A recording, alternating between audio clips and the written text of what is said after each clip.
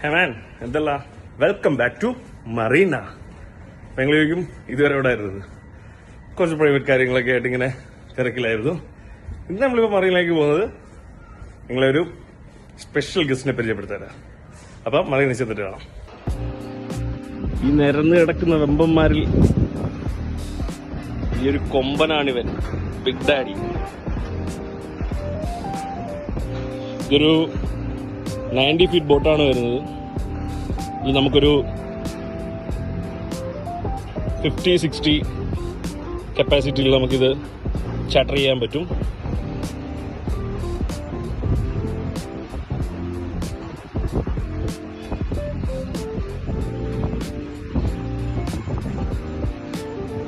Space എല്ലാം നമുക്ക് use ചെയ്യാൻ പറ്റും. നൈസ് ഒരു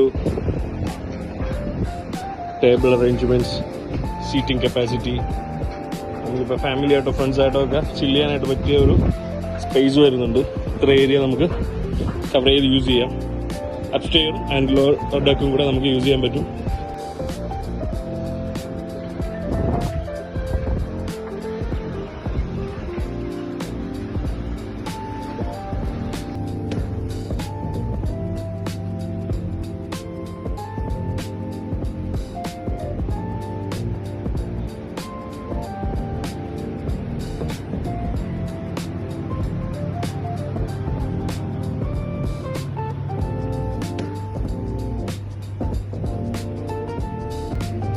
ഈ ഒരു റൂമും നമുക്ക് യൂസ് ചെയ്യാൻ പറ്റും.